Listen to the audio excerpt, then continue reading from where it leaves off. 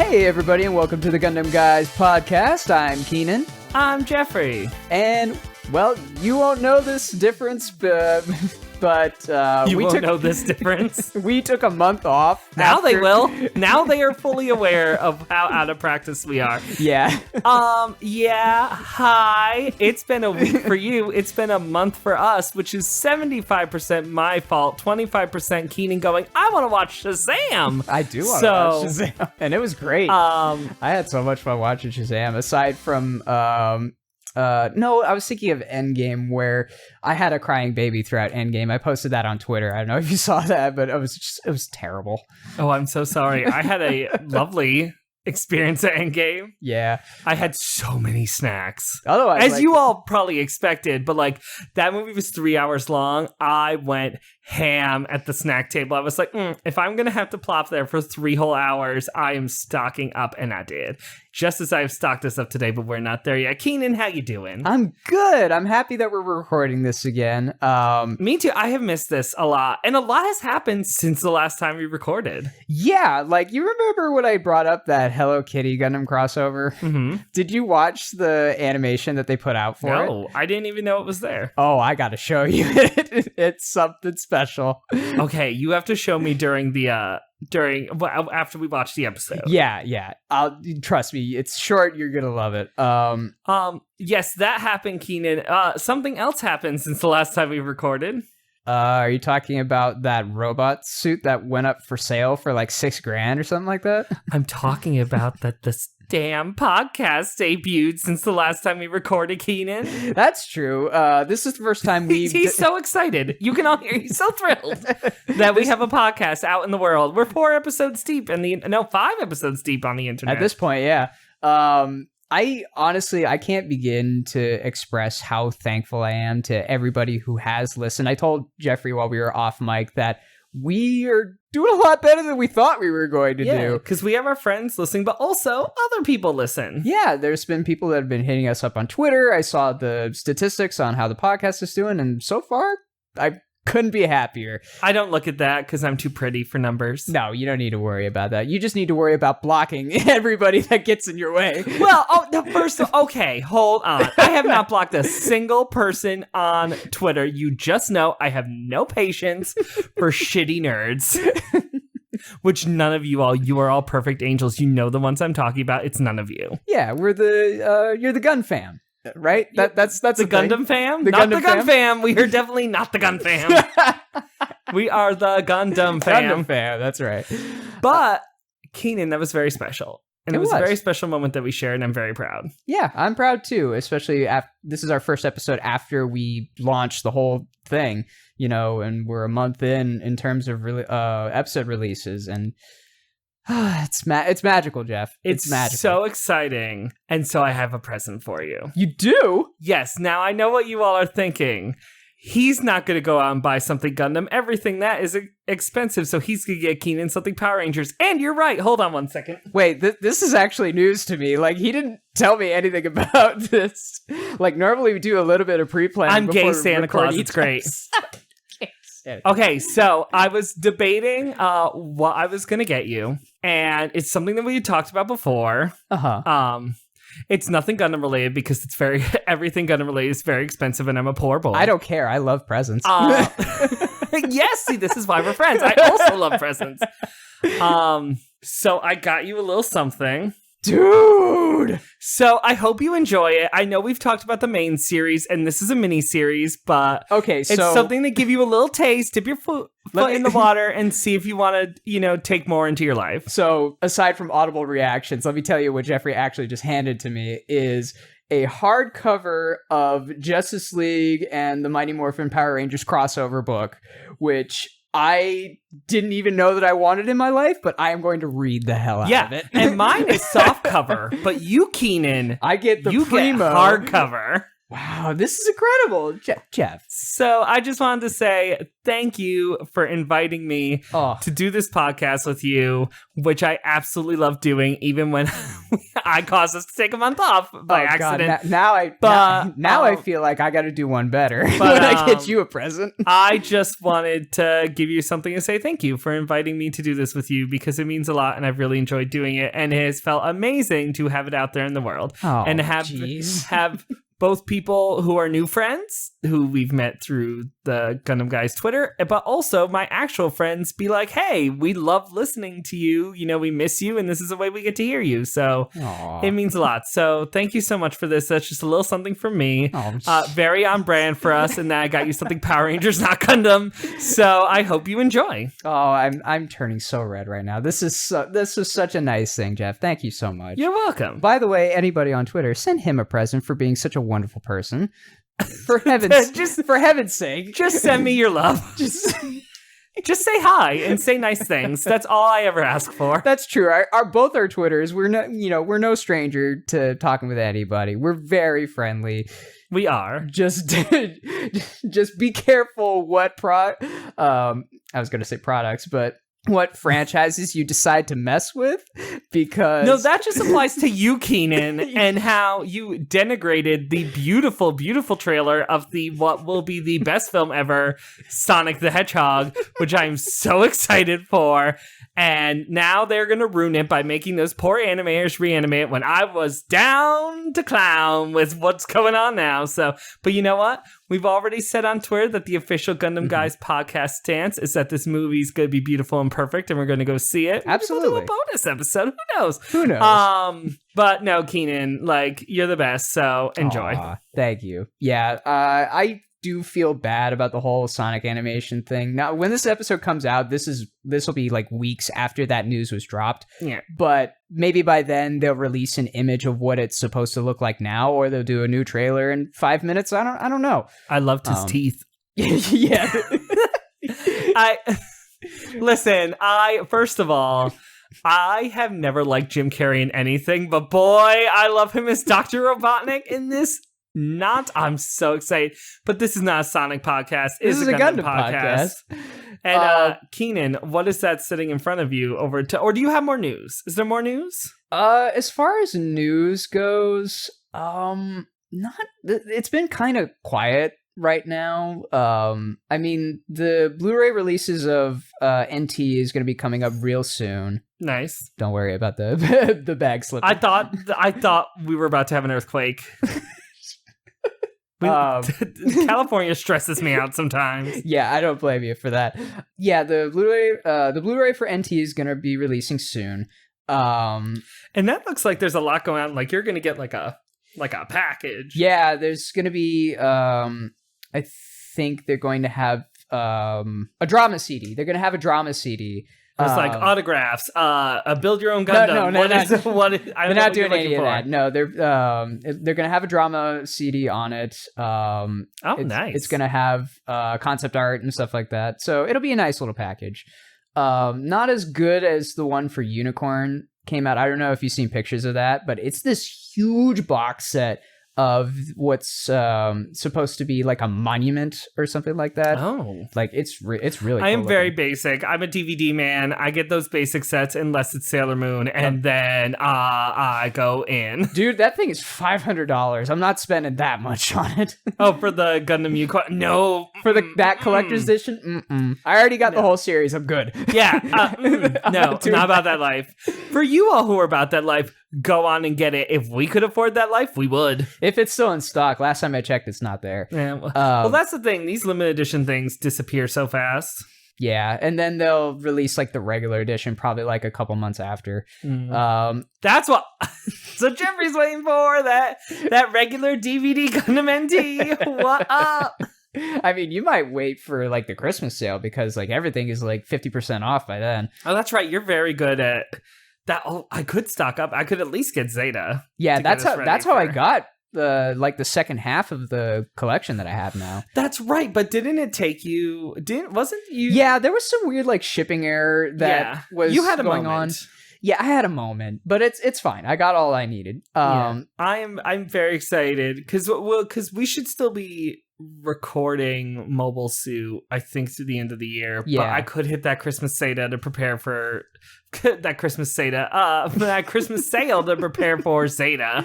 Yeah, and admittedly, I can't wait to get to Zeta, but I am more than happy to talk about original Gundam right now. Yeah, me too. I miss my boyfriend Garma. I wonder how he's doing. And hashtag Daddy Come Home. Where's Hot Dad? Like, we have so much to find out. Nobody's been talking about that. Like, I haven't been checking the hashtag at all, but as far as I know, I haven't heard a word about where he is. No, we haven't. We have yet to find it, but we'll find him. Somebody, y'all. We're on the hunt. Somebody, please. We're looking. We're looking. I will say though, the last time we took kind of a long break in between, we got the episode that almost broke me, so I'm a little concerned. Now that I have let them talk amongst themselves for a month, I'm concerned as what they're gonna hand me. But I'm so excited to see Garma and Mirai and Sayla and Char, as long as he's as cool as last week, because I'm still side-eyeing him for 2 weeks ago. Yeah, and I don't know if you remember, but Amuro was not doing so hot last episode. Yeah, he was super pouty because he murdered a bunch of people and then stabbed the ground repeatedly. Yeah, like he was having a panic attack. Yeah. Among other things. And he was mean to the children, which I'm surprised he's still alive after being mean to the children. Yeah, and so they will wreck yo shit. Right, and so is Lieutenant Piccolo sitting on the I forgot about him. Oh yeah, he's there. I'm excited to see what everyone's been up to. Yeah, so I guess, I kind of just mentioned a little bit of what happened in the last episode, but now everybody is on Earth now. Like, they got out of space and they're in Earth, and they had to fight Garma's whole air fleet. And ground fleet. All the fleets were there. Yeah. They were having a rough time until they sent the Gundam out, and they kind of cleaned up shop after that. Now they're kind of skirting along the mountainside in Zeon territory, just trying their best to get away from them as fast as they can.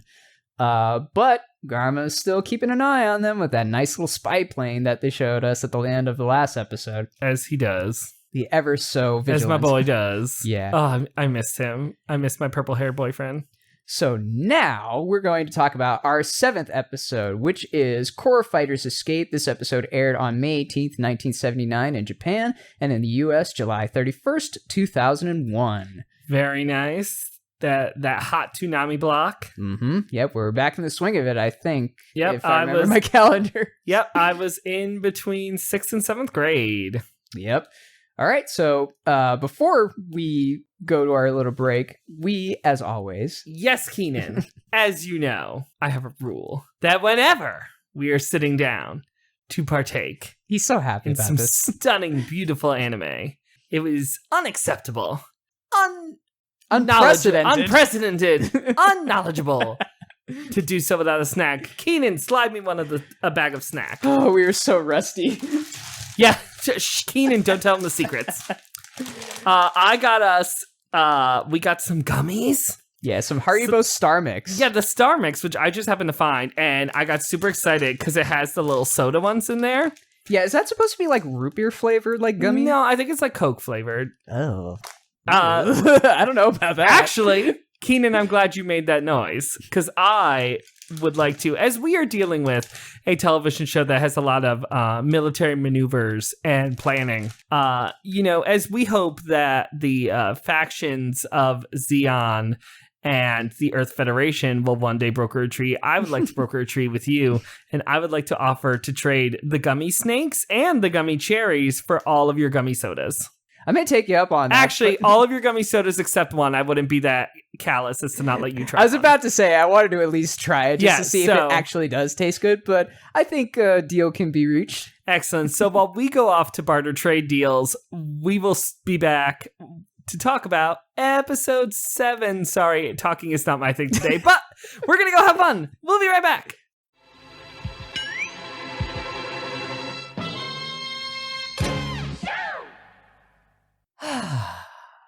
Keenan. Yes, Jeff. What the fuck was that? What on... Hi, welcome back to the Gundam Guys, where we discuss only the Hello Kitty versus Gundam nothing trailer, else. because the show got bad, and I don't want to talk about it. Why don't we start things off on a positive note then and talk about that, huh? It was so cute. Also Right? so weird. Well, here's the thing that I love. So Hello Kitty's hanging at home. Gundam happens, the 70s Gundam with the 70s animation happens to turn on her computer. Not her computer, her TV. She's very distraught over Amuro's situation where he's getting all shot at. Yeah, he's in the middle of a space war right now. Yeah, so she decides she's going to take care of business and runs out of the house. And then we jump to Amuro, who is now in modern day animation. And it looks really good, by It the does. way. I would not hate a new redone version of Mobile Suit Gundam, like in a movie trilogy or something. With that animation, it was gorgeous. And we could leave this out. This episode. And then Hello Kitty shows up in her giant Hello Kitty robot, and that's where it ends. And is it her giant robot? Or she's giant? I don't know which is weirder. Like, here's the thing, like, Amuro's in the middle of the space where, like I said, he's fighting, then all of a sudden he sees a flash of light off in the distance, and then Hello Kitty pops out. As she does, and he's just like, what is going on? My favorite part of that is when she turns on the television and starts watching Gundam, you see how unbelievably disparate these two franchises are. Yeah. Like, he's committing a lot of murder, and she's just super into that from her beautiful living room. Yeah, like, I think, like, the only similarities that the two have is their color scheme, and that's about it. Yeah, it was very interesting. But, the snack was good. The snack was real good. Those gummies are actually really nice. Yeah, I love my soda gummies. Yeah, the soda gummy actually was very tasty. I did decide to try the snake gummy in my bag, but then it turned out that was the only one in my bag because I couldn't find any more. Oh, I got plenty here if you want some. Excellent. No, I'm not a fan. I'm all about the soda ones. All right, but so Keenan, we got to talk about it. This episode was such a waste of time. Keenan, you remember episode 5, correct? Yeah. You remember how I had my issues with it, but at least at the very end, like, we had fun talking about it. Yeah. There was, remember the bag, Keenan? Remember that piece of plastic he whipped out and threw on? The greatest moment in television history. Yeah. Remember those good days? Remember when I said, this wasn't a bad episode. This was a fine episode. It just could have been better. Right. Keenan, that's not what I'm going to say today. No. Keenan, this was a bad episode where nothing happened and we ended up exactly where we left off. So I do not understand what we were doing. And when we go to watch the movie trilogy, I would not be surprised if this episode was cut. Oh, wouldn't you? You wouldn't be surprised that an episode that's main plot is Amuro flies in a circle is cut from that it's so crucial to the story. Yeah. Speaking of story, we might as well talk about what little happened. Yeah, so we open with Haro annoying the elderly. Yeah, the old folks that are kind of sitting on White Base right now, I guess they're exhausted from the battle from the last episode. They didn't do anything, but the ship did get attacked, so I don't blame them for being scared. Yeah, they are. Listen, I'm 30 and I already wake up and everything cracks and is sore so I cannot imagine being elderly and being on it. I can't handle turbulence on a plane, so I will not fault them for being stressed during a enemy missile attack. Right. However, their behavior as the episode goes on is unexcusable. Yeah, it doesn't make any sense. Well, okay, maybe not completely, but no, it doesn't. No, you were right the first time. It makes no sense. I have no idea why anyone in this episode made any of the choices that they did. Yeah, so except with Noah, but we'll get to that. Yeah. Sayla and a couple of the others, they're taking care of all of these people. My girl Frabo, Frabo, she's in there. She's always on her nurse game. Yeah, Hayato's even helping out, which is nice. Ryu pops in for a minute. Hayato is so tiny, and Ryu is so huge. Yeah. I just find it hilarious. But Hayato's a sweet boy. I love Hayato. He's such a good boy. And wish he got to do anything this episode. Nope. Yeah, just everyone's kind of just mad. Remember when I told you, Keenan, how we're not allowed to go away for long periods of time because then the show gets bad when we're not watching? Yeah. See, I was right. Yeah. Even though it's my fault that we waited so long, I'm still right. So I will take that win. These people, we have to babysit them. Yeah, because otherwise they do this shit. Okay, continue, Keenan. Yeah, like, it's gotten to a point where, like, even Lieutenant Reed is having a little coffee break in his chair. Yeah, how about that? How about while everyone else around him is running around doing, like, actual work, he is chilling, legs crossed, sipping his coffee, although it turned out he was not the only one doing fuck nothing. Kai's very relaxed as well. Oh my god, you want to talk problematic? Kai is problematic in this episode. Yeah, but, like, weirdly so, because Kai's always been shitty. Like, we call him Shitty Inuyasha because he is the same actor, and it sounds exactly the same. Right. Here's my issue, though. He's never just, like, he's always been shitty, but he's just never been an unbearable dick, which he was this episode, and I don't understand why, because... Like, he had to remind everybody, just like, who's the Sass King on this ship? It's me. First of all, as the Sass King in this room, do not associate me with that. First of all, his sass is basic as fuck. And secondly, he was, like, mean. Like, he kept, like, almost, like, Amuro's gonna die. And I'm like, why are you like this? You've never been like this before. He wasn't being playful. He was just being rude and awful. He was just being nasty, but he's never been that bad before. And I don't understand why this was the episode where... And also, they kind of played it up like he's always giving Amuro a hard time. I'm like, no, he's always getting his butt kicked by Sayla. He doesn't have time for Amuro. Right.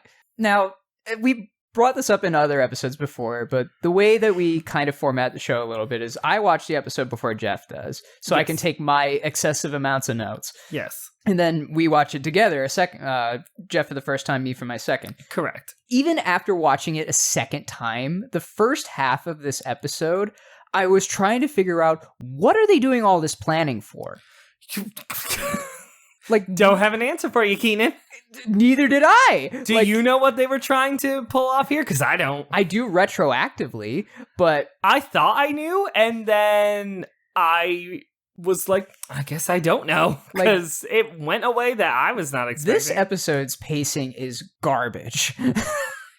Yeah, it's everything is garbage. Let's be honest. We can be real here. It's the Gundam guys. Yeah, they spend a lot of time throughout, like, the first, 10, 15 minutes talking about, like, something they're concocting, but they don't bother to tell the audience what it is. I thought I knew what it was, and then I guess I was wrong. Like, Amuro is, what some of the other soldiers, they're looking over, like, computer schematics for something, like...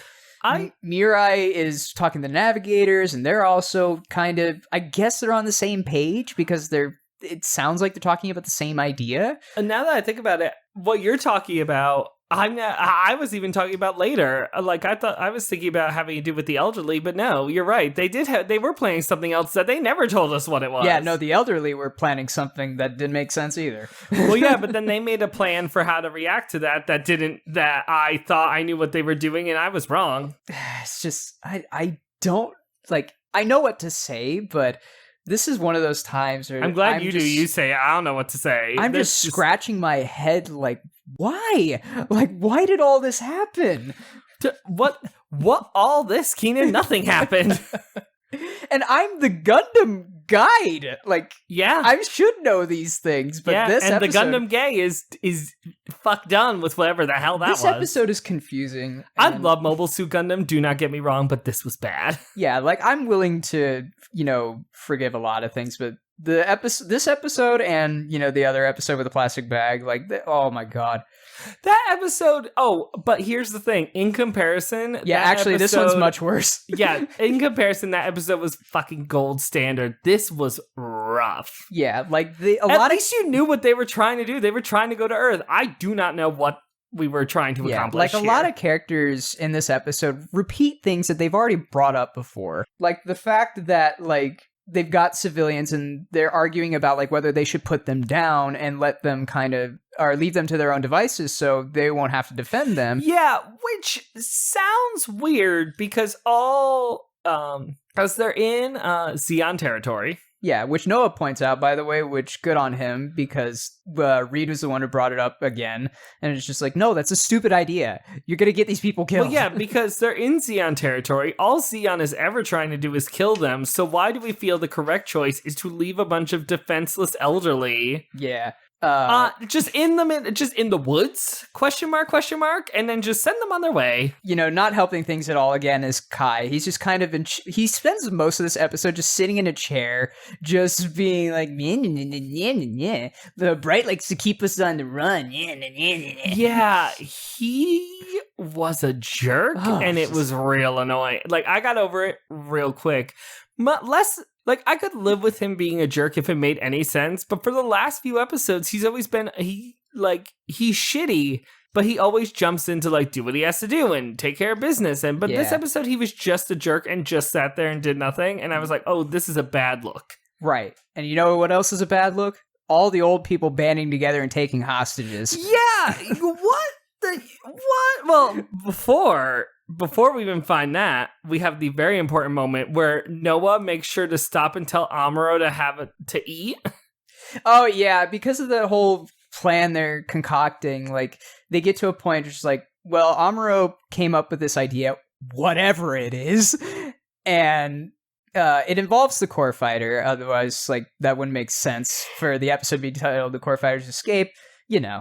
Well, so the thing that threw me is just like, they're talking about this plan with the core fighter. Mm-hmm. That makes no sense. And then Amuro starts to walk away and Noah's like, hey, hurry up. Make sure you eat something before you go. And he's like, don't worry. Got lunch right here. And I was like, okay, hold on. And there's just 2 sandwiches just sitting there, like, on a plate.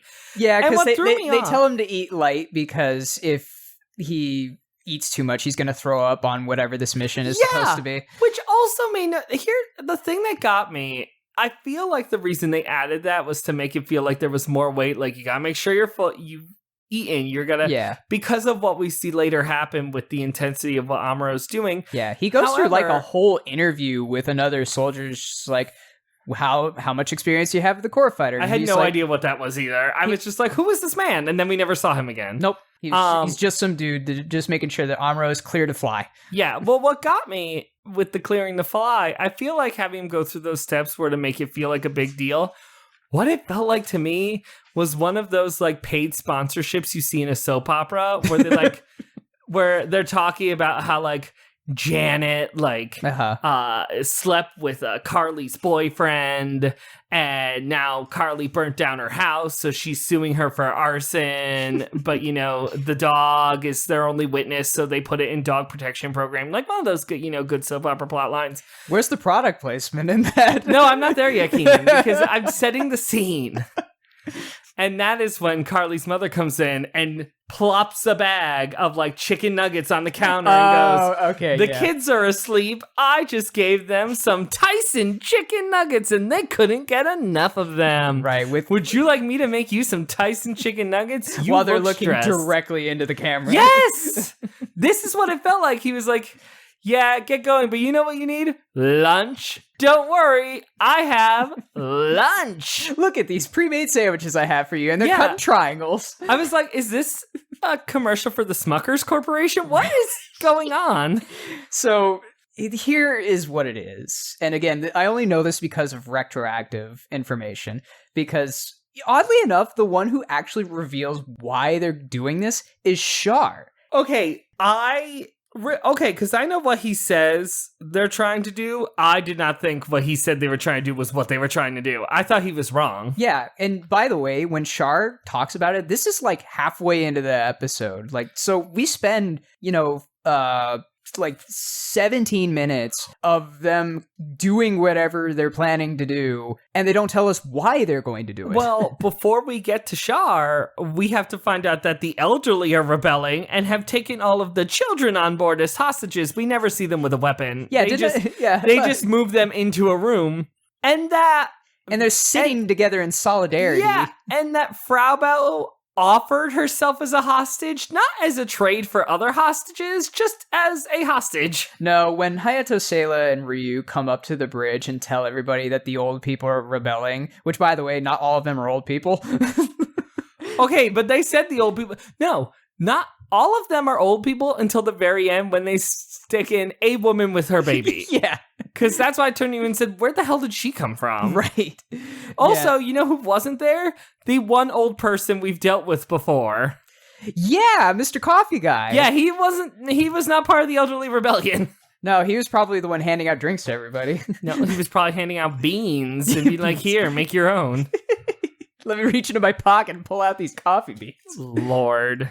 That was stupid. Yeah, but Jeff and I both said it, is that the old people are rebelling and they're taking hostages. They took the children. Fraubo offered herself up to watch the children, Kikalets and cats, because, heaven forbid anything happens to them. And I mean that genuinely. Those kids are awesome and nobody should touch them. But they took out a full-grown man. Why? Like, the number of bones Kiku could break while fighting these elderly. True, with just who one yet red again boot. Are not armed. No. But it's funny when everybody else comes down and they're armed. Yeah, which I don't understand how how were they hostages, Keenan? I don't know.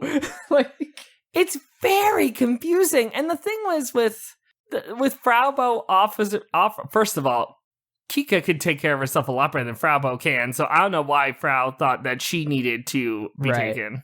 Yeah, it's like I understand that the old people are frustrated. They want to land on Earth. They've probably been in that ship for weeks. Okay, yes. And they're running out of food, which they do mention in this episode. Yes. Because Kai says, it's just like, oh, why don't we just keep all the food for ourselves? We're, the ones out there fighting. Blah, well, blah, blah. Amuro's too busy eating them out of sandwiches. That's the problem.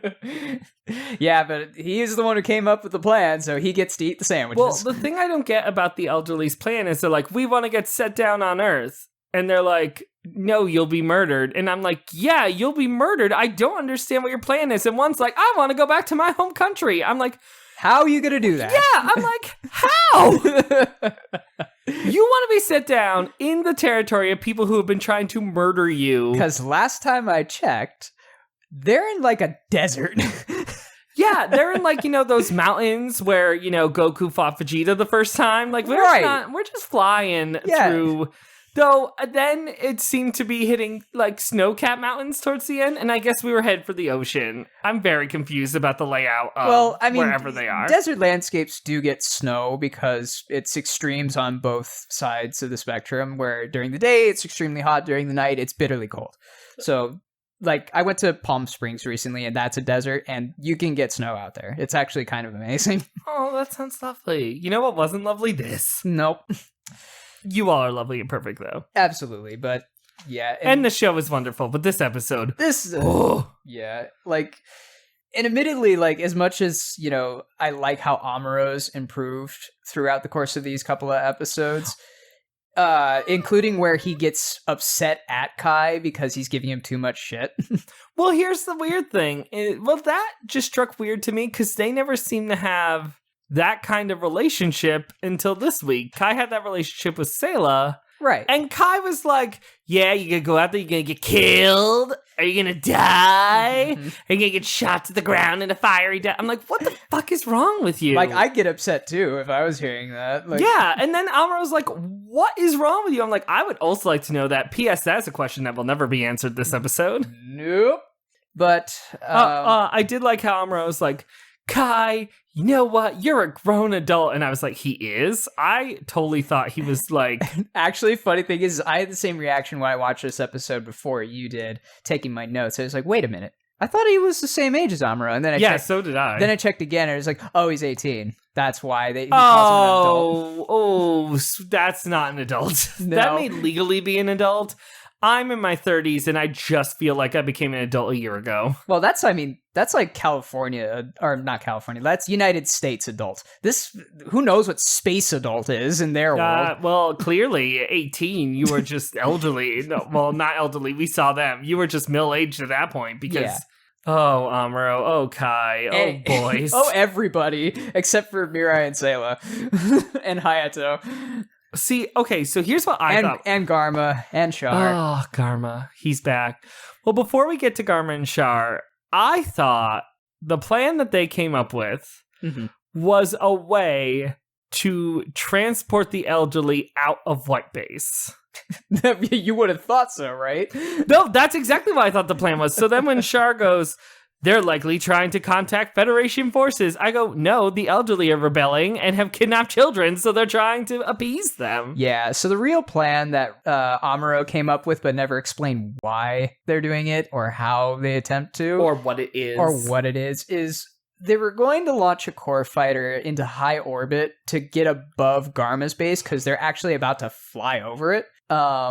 And they were going to have Amuro essentially play delivery boy and tell a Federation base nearby, just like, hey, we're out here, we need help. I had no idea that was happening. Yeah, because this episode did a bad job of explaining it. I thought they were just trying to get the elderly off board, which is why when they shot him off in this ship and you see what happens to him, I was like, you can't put the elderly in that. Yeah, it's just bad plans all around. Because you know what happens is that they do this plan and it ends up resulting in nothing. Yeah, nothing happens. Because after Char tells Garma, Garma's like, oh, what's that? And Char's like, they must be trying to contact the Federation. And he's like, I'm going to go get in the ship. And then we cut to Amuro, who's been shot out of the ship and is, I guess, going up to orbit. I just thought he was going, I don't know, to the left. Yeah, he's supposed to be going to orbit, but they don't adjust the background to show that, so it still looks like blue sky. Yep. He blacks out. He passes out, so I was like, oh, this is a terrible way to transport the elderly. They go through all this preparation just to make sure that he doesn't black out, and he does anyway. But that's probably from the fatigue. Should have had another sandwich. Should have had a V8. Keenan. Keenan, give me the comic back. That one was for me. But I understand because Amuro has been constantly fighting these battles endlessly, so even though he has been getting a little bit of rest, he's probably still fatigued. So doing something as crazy as this makes sense that he would pass out in the middle of a high velocity launch. Yeah, Amuro, yet again. I get that he's the only one who knows how to control the Gundam. By the way, this was not a Gundam mission. Why was he the one sent on it? Well, I know it's because he's the star of the show. He chose to. It was his idea, so yeah, he but volunteered. He's bad. And why doesn't any of the actual adults be like, no? I know, but they're desperate. That's all I can tell you. I get that.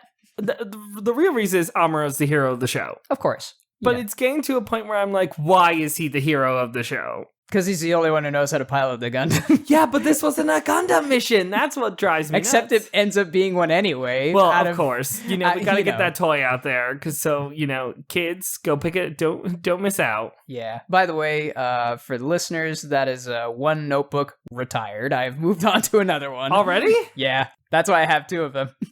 Is that first notebook all Gundam Guy stuff? No, it was an older one. I was about to say, I'm not even halfway through my Sequinox notebook. Oh, this one is a brand new one, so we got a long time with this baby. Speaking of which, Keenan, sidebar. Yes. Did you see that Kingdom Smarts has merch, and I can get another notebook? So when I finish this one, I can use a Kingdom Smarts notebook. I've been seeing on Twitter that they've been, because they did a whole episode about original characters. So Shannon Maynard, shout outs to Shannon Maynard. She's an amazing person. She's a spectacular podcaster and we love her work. Also spectacular artist. Yeah. And speaking of art, she's been posting nonstop old DeviantArt pics of her OCs. And it's been great. Listen, I need that Kingdom Smarts notebook. And I want to see if they have a PWT United notebook, and then I could just stock up all my notebooks of all your favorite different podcasting companies. Hey, Jake and Josh Productions. I will just have all their notebooks. Yep. And who knows? Maybe one day we can get our own. Keenan. We can do it, people. Get this podcast to a high enough level. We will have notebooks. He's very greedy, y'all. I'm sorry. I'm just happy because we're actually being listened to. That's how you express your happiness? Okay, everyone. Get us more listeners so we can sell you some shit. Calm down. I'll wait until the end where I can actually now start becoming a plugging machine. Y'all. Anyway, so on to the new notebook with new notes. Yes, Keenan, tell us about what does the new notebook say? Well, does it say this is the weirdest hostage negotiation in the history of media? It absolutely is. Because it is. Especially because at one point, and I pointed this out to you while we were watching the episode, is in the Old People Rebellion, there's one guy with a mustache that's kind of in the leader. There's one point where he lost his mustache. Yeah, I cannot tell you how prominent this mustache is. If there's one thing you can identify this man by, it is his mustache. All the focus is on his mustache, except the one shot where apparently he shaved it, only to grow it back very quickly in time for the next shot. I was like, if you were going to animate anything in this shot, you start with his mustache. You have had us focusing on it the whole episode. Yeah. Also, Lieutenant Piccolo is lending his voice to one of the other older... he's also one of the elderly. Which you pointed out, which I thought was funny. Yes, he's that... What was the actor's name again? Scott McNeil. That's it. Scott was pulling double duty this week as both Lieutenant Piccolo... What's his actual name? Lieutenant Reed? Yeah, Lieutenant Reed. Gundam. Lieutenant Reed and Elderly Man 2. I hope that's what his name is in the script. Listen, Elderly Man 2. He was the only other one with speaking lines. The only other one who didn't just sit there and look like this. Which what Jeffrey just did was just stare blankly into space. For this audio medium, I just did a little facial expression. He just became stone cold. It was great. Yeah. Keenan, what was this? What did we... We got an obligatory dogfight out of this. Okay, which which we already got in the previous episode. Well, first of all, White Base realizes, okay, there's a ship coming in. Yeah. And Mirai goes, oh, no, Lieutenant Piccolo goes, you think it's Char? And Mirai goes, it can't be. To which I'm like, Mirai, you're better than this. Yeah, for once, Mirai actually called it wrong.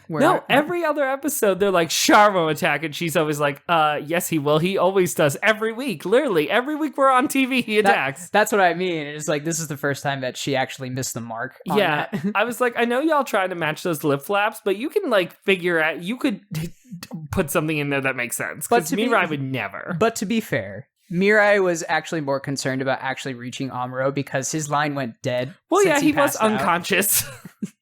So she's trying desperately to get a hold of him just to wake up, and they're getting no signal. So I can understand why she's panicking. And there was a man who wants to shoot him hurtling towards him. So I get the stress. Meanwhile, they got the hostage situation, which again is a very light hostage situation because there's no weapons. No, the elderly have no weapons. They're like, oh, they took him hostage. They moved them into a room that was not the room that they were in before. They don't threaten them with violence. No, but Bright threatens them with violence. All of them walking with guns ablazing. Yeah, until he realizes, oh wait, they're just not going to do anything. Everybody put your weapons down. We look stupid now. Yeah, the elderly were unarmed, which is why I don't understand how it's a hostage situation. I don't either. But yeah, we got a random dogfight between Amuro and the core fighter after he finally wakes up when Sayla switches to communications and gets him up. I don't know. Maybe he responds better to her. I'm not sure. Yeah, and Amuro's like, oh, that ship that he's flying is made for re-entry, not for dogfighting. So you would think Amuro's going to start doing well. He isn't.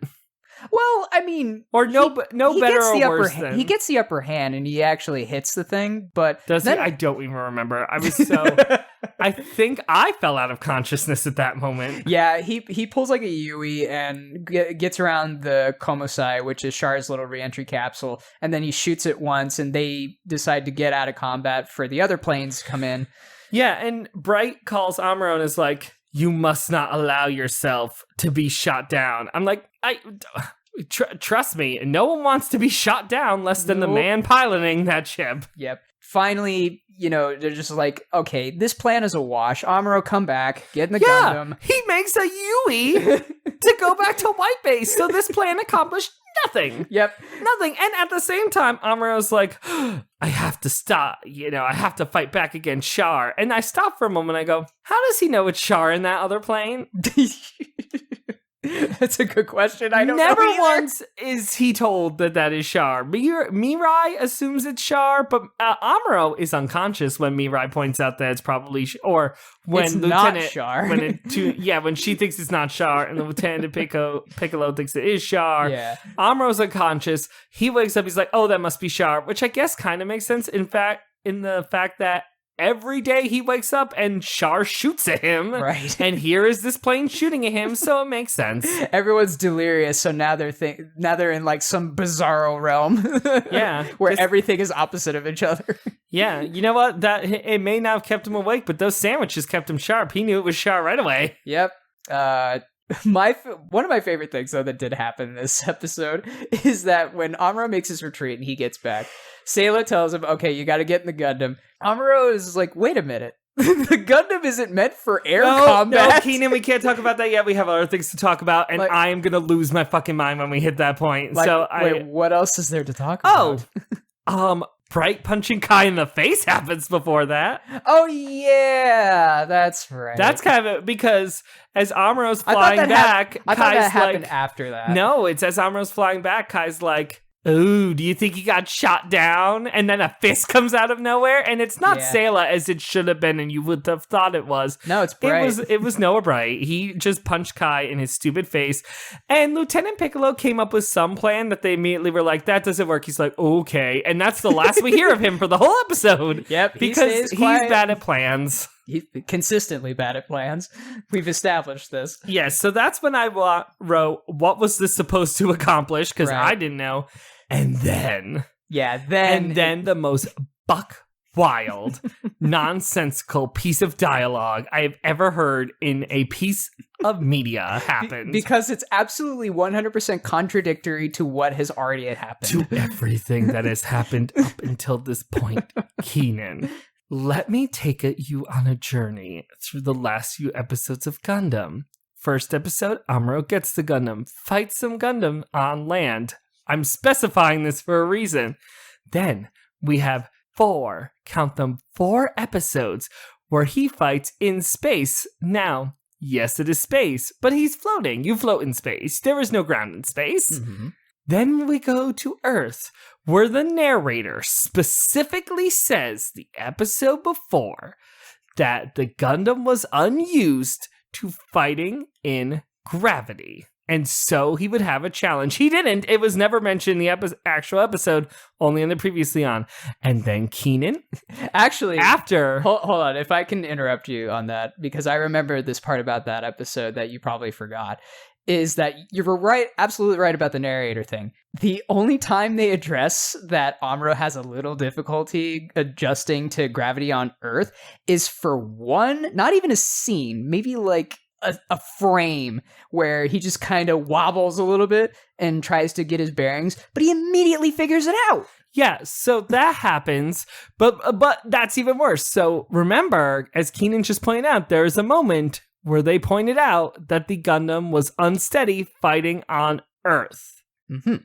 Keenan, what did Amuro say to Sayla that made me lose my fucking mind? The Gundam isn't made for air battle.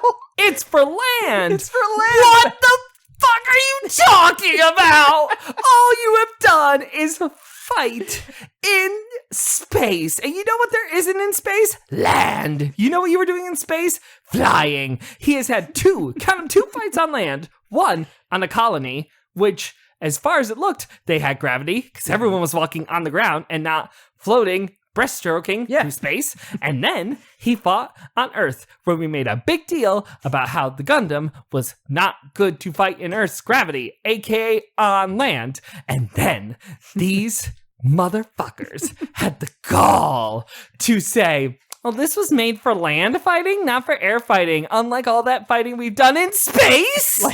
Like I guess because of the battle he had last episode where he fought majority on land and destroyed everything, he was just like, oh, the Gundam has to be made for land battle then. Well, it's true. Every time he's fought in the air, he fucking sucked. And the 2 times he's fought on land, he did well. However, never before has it ever been mentioned that the Gundam was specifically made for land fighting. No, if anything, which I know this, but to everybody else who doesn't, including Jeff, Gundam was meant for space battles. That was the whole point of why they built it.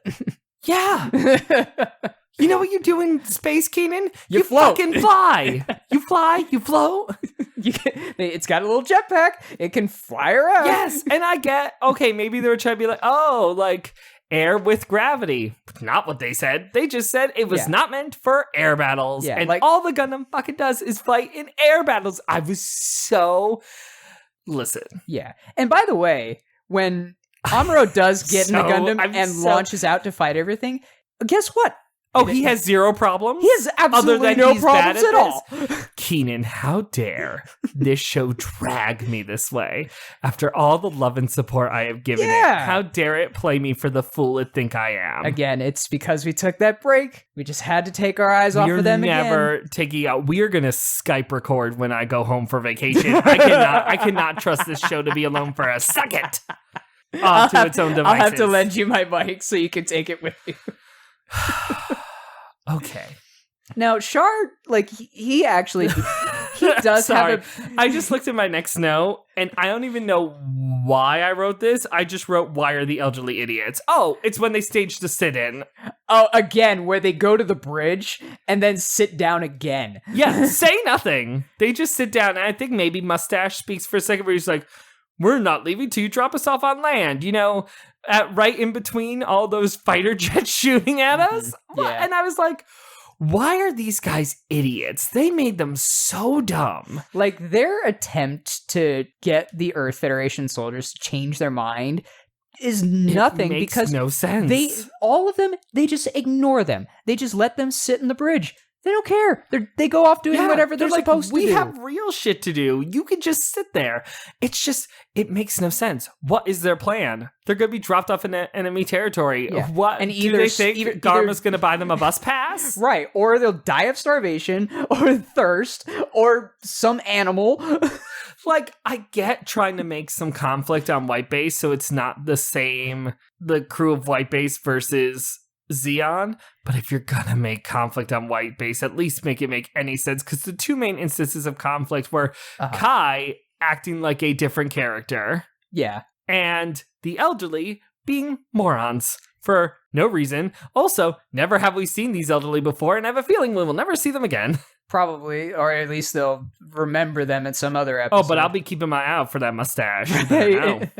And you know what? Since we're talking, you brought up the whole conflict idea. That just reminded me of, I think it was episode 3, where they take a vote to go to attack Char. Yeah. That was a way better internal conflict between the civilians and the Earth Federation. Yeah, but there was weirdly enough, there was no conflict, because everyone pretty much, with the exception of Noah Bright, was like, yeah, let's go fight him. No, this episode is nothing There were like a handful of people who didn't raise their hands, but overall. Yeah, which, okay, that makes sense. But this episode is nothing but padding. Yeah, listen, this is an airbag if I've ever seen one. Yeah. Now, like, Char, like... fluffy and empty inside. Like, Char, to his credit, while he tries to fight Amuro in the air, and he does actually show a little bit of difficulty, both in dialogue and as we see him like fight, he can barely move his Zaku while he's in free fall. I did like when he's like, there's nothing free about this. I'm pretty much just stuck here shooting in one direction. And I was like, at least you admit it, and you're still doing better than Amuro. Yeah, he's the Red Comet. Of course he's going to do better than Amuro. I'm really going to need Amuro to start doing better, because the thing is, I get that this series is 43 episodes long. Correct. But I'm going to need a little forward momentum. Where the fuck is the Gundam hammer? Why when we throw that into space is it gone forever, but we can get 1,000 bazookas? Well, no, he didn't use the bazooka in this episode. Yeah, thank God. That would have pushed me over the edge, Keenan. If he brought that back. No, you would be hearing me talk about this through my tears if that had shown up. 2 episodes in a row, he uses the beam rifle right from the get-go, and it works because it's the beam rifle. You should always be using it. Yeah. You know what else is great? Beam swords. They did not make an appearance this episode. No, because apparently it's too difficult to use that while falling. I don't even remember much of what happened. I just remember they were both falling, shooting at each other, and then Amuro landed on White Base, and Char landed on the ground and had... They were both doing their best Buzz Lightyear impression, and they were falling with style. Keenan... just doing nothing but shooting at each other with their guns. Yes. Not doing a great job of that. Nope. Yeah, and then Amuro at some point lands on white base. I just remember Char still falling and looking up, and Amuro just airwalked over to white base. What happened was Amuro got distracted because he was still being attacked by the planes and Char at the same time. So he blinks, and then Char is able to get a clean shot in the head of the Gundam, so his vision gets blinded. That's when it just starts flashing black and white. Yeah, exactly. And that's when he makes his retreat. I was wondering what caused that, because I was very not invested at that point. I don't blame you. This episode sucks.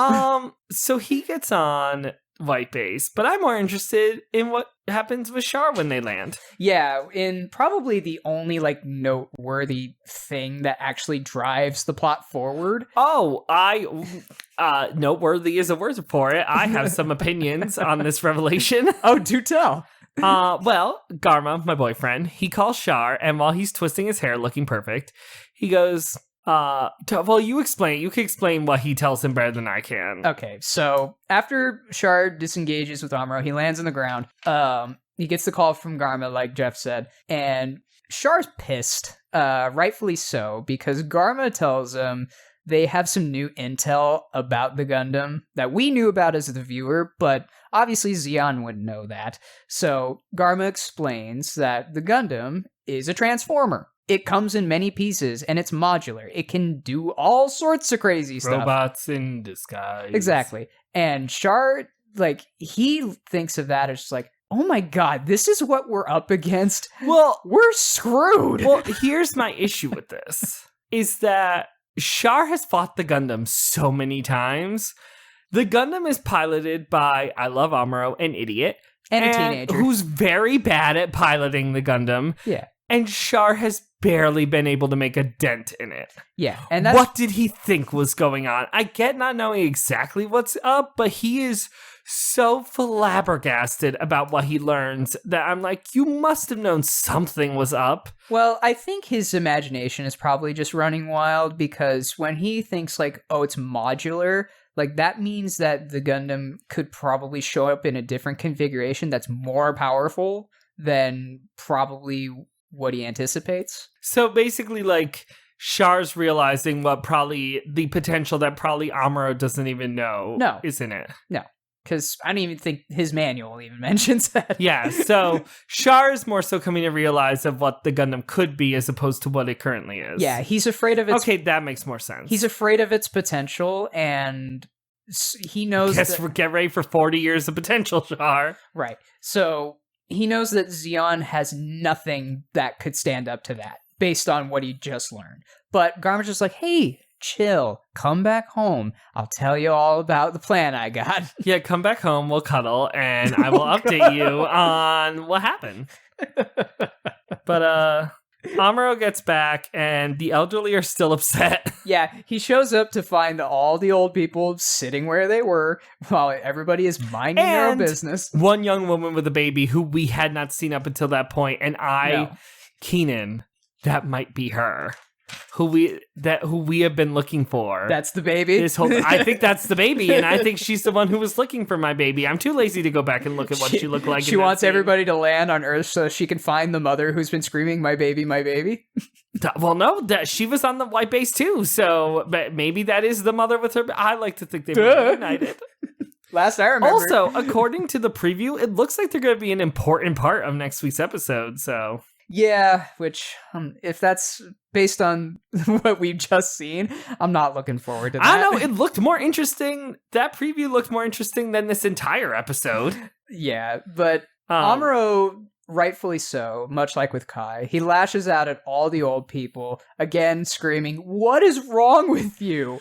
Yeah, I'm glad someone said it. And he says that, and they're like, please find a safe place to leave us. And I'm like, you're in enemy territory where people have been shooting at you. People have never stopped shooting at you from the moment you left Side 7.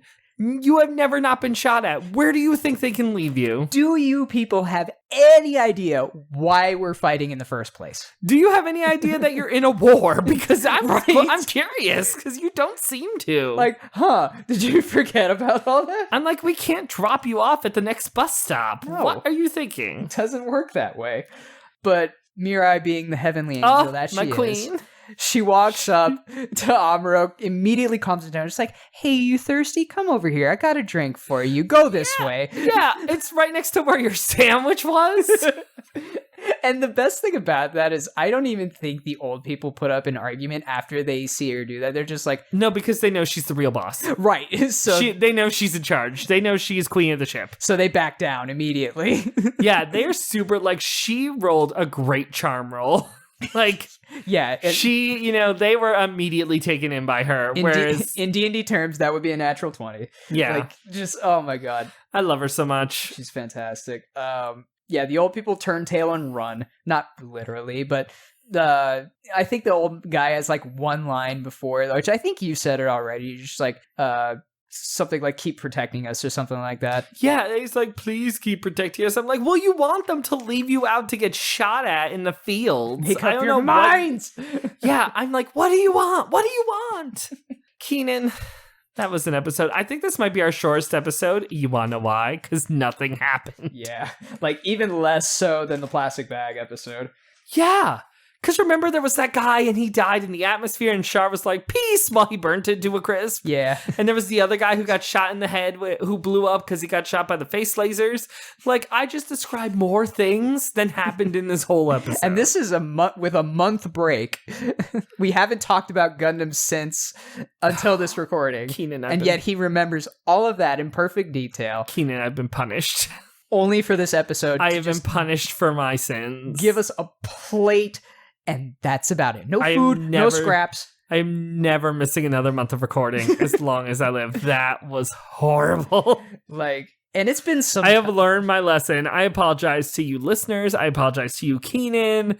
I apologize to the Gundam gods, which we know exist. If you listen to our NT episode. Right. Coming up soon. Yeah, well, okay. Oh, yeah, the episode will already be out by the time this goes out. It will have already aired 2 weeks ago. Yeah. 3 weeks ago. So it's coming soon in real life, which they will not be hearing this in. Right, which actually, now that I think about it, I said something earlier when we started recording about the NT Blu-ray. I think by the time this episode actually airs, the Blu-ray may already be out. So I said it probably is going to get released by the time this episode is out. And I apologize for that. So, well, you're just speaking your truth. Yeah. And it's more interesting than this fucking episode was. I'm sorry. I love Mobile Suit Gundam. I love Amuro. I love all the kids. I love Char. I love Garma. Y'all, this was a rough one. As hosts, there's only so much we can do with the material we are given. And it may sound like we're repeating ourselves, but you know what? It's a good reflection of this episode because it felt repetitive. It felt like a waste of time. Gundam Wing would never... SD Gundam Force would never have stood for this. No, it wouldn't have. Anyway, so... I think that's it, Keenan. Thankfully this episode is over. And we shall never revisit it again. Yeah, we get a preview of the next episode, which is Winds of War, which I guess involves more civilians, like Jeff pointed out. It looked like we might get some backstory or something. So, and at least the title is intriguing. Yeah, maybe I'm very curious. Maybe Coffee Man will come back to remind us of something that happened to him or something like that. Oh, it was the woman and her baby. Yeah, it was the woman and her baby. And they even said in the preview, they're like, "What information does this mother and child have?" I'm like, I don't know. I hope you tell us, because now I'm scared you just won't tell us. You will just tell us that this is what to look forward to, and then we'll never find out. And maybe actually explain it as opposed to come up with this whole cockamamie scheme only to tell us, like, after the episode is halfway done, what they're actually doing. Keenan, this made me so sleepy. And you are normally a sleepy person anyway. I am. Every day. Well, because we record this on Friday nights, and I am always tired from the week, but I pulled together for you, my friend, for all our friends out there listening. But this episode made me really sleepy. Yeah. But you know what? Not cranky, though. That's good. I haven't hit like episode 3 level cranky. For those of you out there who hopefully enjoyed just us ranting about how awful this episode and I would just like to make very clear, if you love this episode, go on and get it. Like, we all love what we love. If this episode fucking rules for you, like, y'all get it. My opinion means nothing except to myself. Right. So, and love what you love. Have a great time with it. This was not the episode for us, but it may be the episode for you. Right. And but this is the show for all of us. Yeah, and I'd like to put this out there as Jeff, kind of bouncing off what Jeff was saying. It's okay to have an opinion. I know that's hard to believe in this day and age of the internet, but it's all right. We're people. We can think differently. Keenan's still mad that I yelled at him about Sonic. I see what's happening here. This is entrapment. This is entrapment. He already ruined my Subway sandwich on Tuesday over this discussion. Now he's coming for my gummies. What are you talking about? Well, you made my sandwich taste bad. What? No. My opinions about Sonic have no correlation with how your food tastes. Your opinions tainted my Chipotle sauce, and I'm still reeling from it. Anyway, Keenan, I think we're both sleepy. I think it's time to take a nap. Yeah, I think it's time to wrap this up. But thank you all so much. We're so excited that we have finally debuted. And thank you all for listening. It means the world to us. And thank you, Keenan, for brainstorming, coming up with this that you and I could do together. I appreciate it, my friend. And again, thank you to Jeff for joining me on this journey as well. If you like what you heard, you can listen to our podcast now on Apple Podcasts, Google Play, Stitcher, SoundCloud, and Spotify. What? I thought you took it down from SoundCloud. Well, it's still up there. I'm not going to take it down. Oh, well, because that'd be silly. Silly me. I'll explain this because I talked about this to Jeffrey off mic.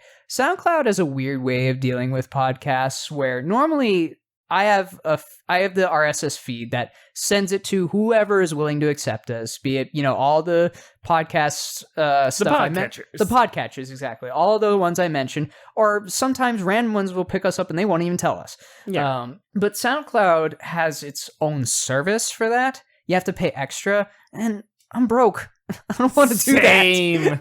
Preach. But if you want to talk to us directly, you can follow us on our personal Twitters. I am at @KScottPearson. I don't have a personal Twitter, and Keenan will remember that eventually, but I do run the Gundam Guys Twitter, which is at Gundam Guys, which a reminder, if you are going to talk about anything that happens after where we are in Mobile Suit Gundam, please tweet Keenan directly and use the hashtag MobileSuitJeffrey. That's MobileSuit JEFFREY. If you tweet at the Gundam Guys Twitter and use that hashtag, I will still see it because they will cancel each other out. So if you want to talk about spoilers, talk to Keenan directly and use that hashtag, or just use the hashtag and Keenan will just go looking for you and he will find you in the weeds. We're lovely people. If you just want to give Keenan a little adventure to go on, just use the hashtag. He'll find it eventually. Yeah, especially, I'd love to hear more people's reactions about NT based on the reaction that you had from watching that movie. Those you can tweet at me. Your reactions to NT you can tweet at me because maybe just don't explain to him what anything means. Oh, yes. Okay, yes. If you want to talk about NT in regards to the stuff that ties into, I don't know why we're saying this so many episodes after the NT episode came up, but we're just going to do it. If you want to talk about connections like the Silver Man, who I still don't know who he is, like that kind of stuff. Yeah. Do that directly to Keenan using the hashtag. If you would just want to talk about like, hey, isn't it weird that the Phoenix Gundam, one is called the Phoenix Gundam and is two piloted by dead women? Yeah. Or woman, depending on what point in the movie we are. And is also a space god? Tweet that at me. Also, if you want to email us, I also check the emails, so do not send spoilers in the email. That's thegundamguys@outlook.com. All right. Thank you so much for listening, and we will catch you all in the next episode. Thank you. Bye. See, I'm so sleepy.